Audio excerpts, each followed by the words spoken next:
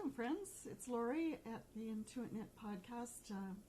Sunday, May the 10th, I think it is. It's Mother's Day today. It's a sunny Sunday.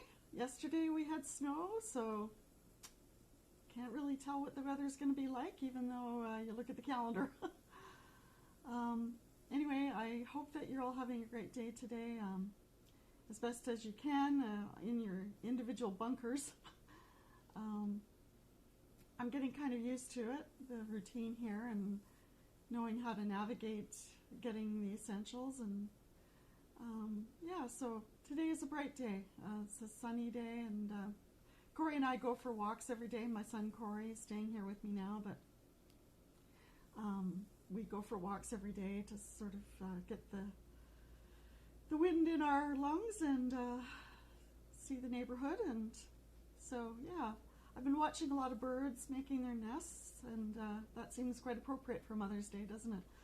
I get out there every day and try to restock the bird feeders because I think the birds are quite hungry this time of year. Maybe they're feeding their young, I'm not sure what, but yeah, it takes a lot of energy, and so I'm constantly going out there with bird seed and replenishing it.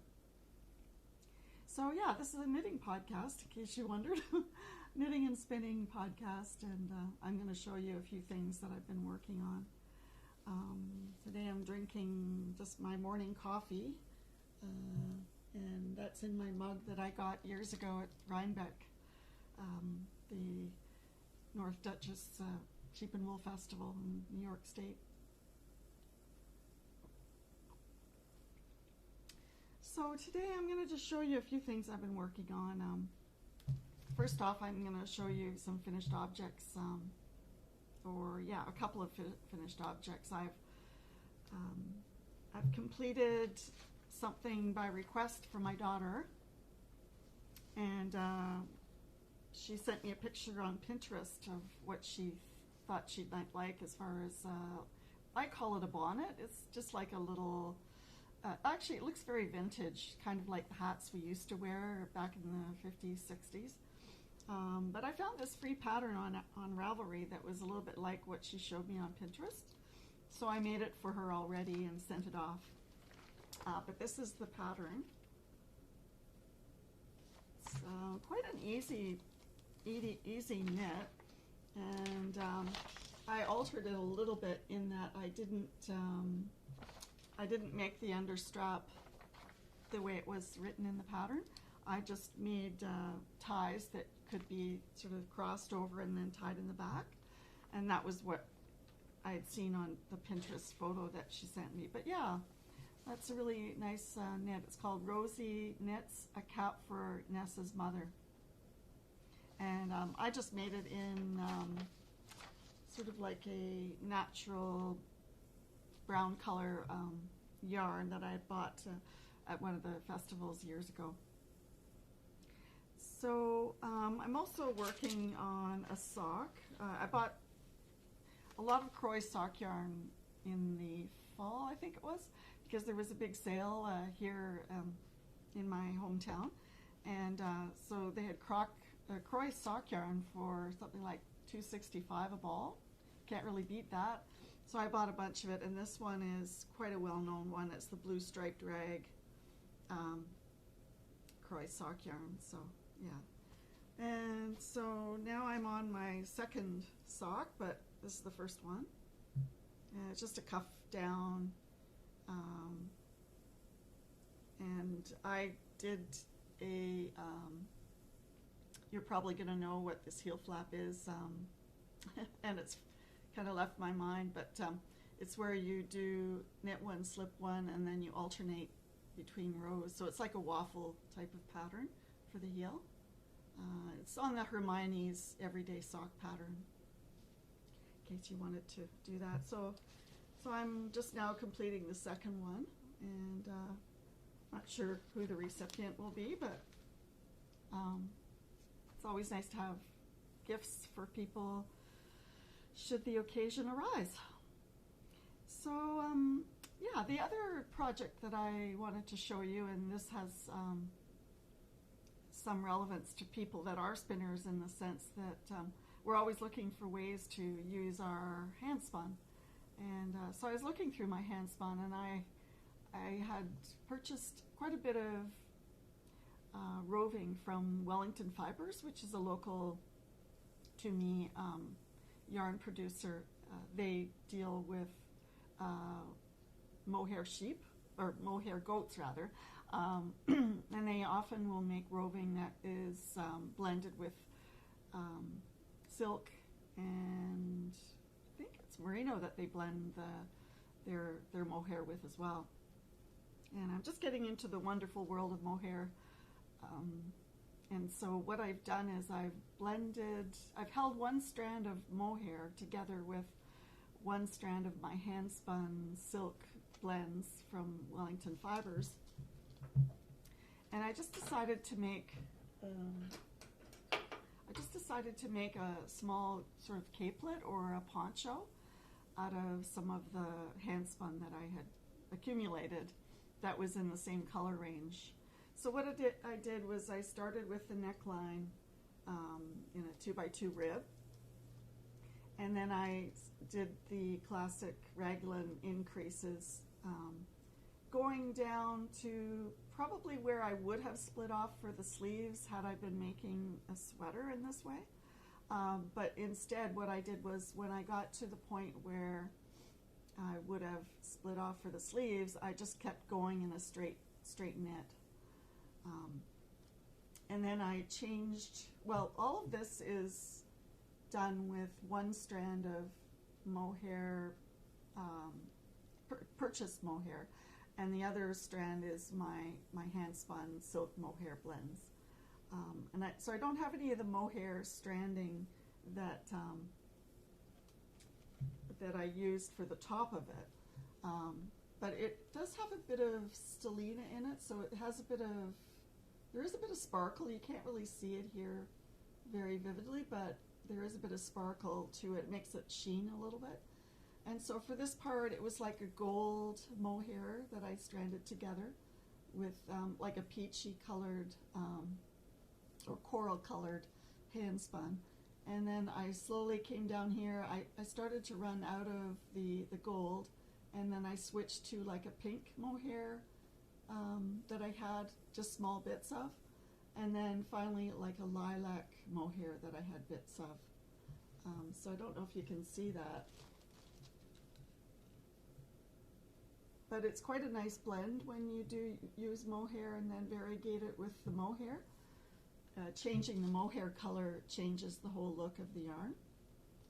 And so then finally I came down here, and I had purchased this mohair from yarncanada.ca, and this is a silk mohair lace weight yarn. It's just like a single thread basically, but it does change the softness, and it does change the hue that you're going to get in terms of the color. So I did a seed stitch, or, well, I'm not sure the name of the stitch, where you alternate the purls and knits on each row, but you all know what I'm talking about. My memory is not great. But it's like a seed stitch that I've done more or less as a design feature, because of course this is stockinette, so it's going to curl up. So I didn't really want ribs, so I had to find a way that it wasn't going to curl on the edges. And then I just did a bind off in some other yarn that I'd made out of like a lilac roving, which I think it's had some tencel and silk in it. So yeah, I liked it because the purple kind of relates a bit to this element here, where I added the mohair strand to that. So yeah, not sure, how much wear I'm going to get out of it, but it's one of those things that you can just slip on even in the house. And in the fall it might look kind of pretty. Maybe I could try it on here. I've never actually tried it on since I made it, but I still got ends to weave in.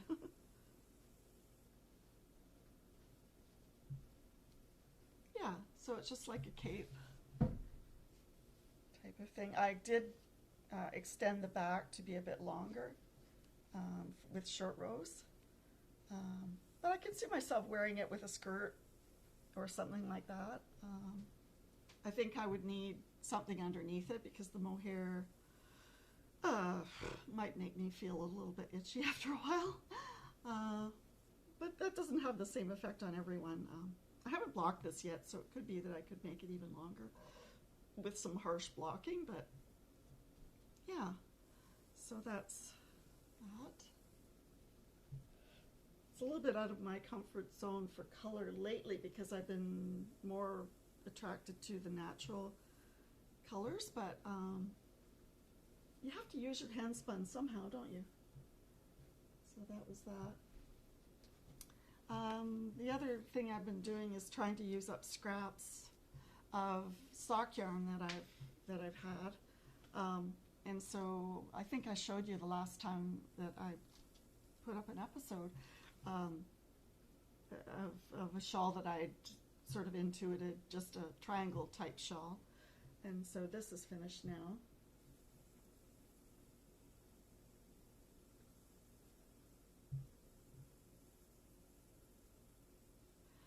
So I did the did the increase with a yarn over in the center spine of the triangle shawl, and then just to basically make it lie more flat, put in some yarn overs to make a lace type pattern in it. And I don't know, lately what I've been doing is sort of putting a last flash of activity here in the last rows, as I did in my capelet there. But I think it does relate to some of the yarn that's higher up in the shawl, so yeah, I quite liked it.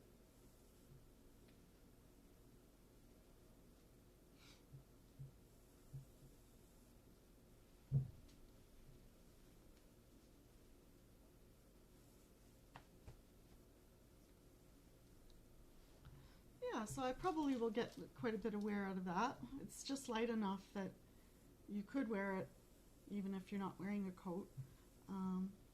Yeah, I was quite happy with that. I'm going to take it off just now though. Yeah. So I'm basically trying to, as you know, finish this sweater. My harvest cardigan here. I've showed you this before, and I haven't done a lot more progress on this as yet, but I'm working my way through spinning up more yarn because I still have the button band to do, and I'm still coming up to the collar where I'm going to need, you know, more of that brown color, which I had ordered because I bought a fleece. This is hand spun fin sheep that I purchased at Rhinebeck several years ago. So I did call the fin sheep Point of View Farm for replenishment of my stock because I didn't have any more from the fleece that I prepared myself. So she kindly sent me some more roving that I could finish my sweater with.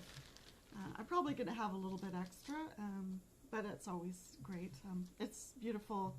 It's beautiful roving, and while I really like preparing my own fleeces, this is quite a lovely roving that she sent me, so it's no problem at all to spin it up. So I'm quite happy with that because it was quite a good match as well, given that she couldn't see the exact color that I was looking for in terms of the yarn that I'd already made out of her beautiful fleeces. So yeah, so I'm just spinning up some singles here. I've been enjoying watching the Soulful Spinner podcast with Lisa lately, and hi Lisa, and she's been talking a lot about methods of spinning. I tend to gravitate toward a worsted style of spinning. I wouldn't say it's an inchworm type of technique, but sometimes I do sort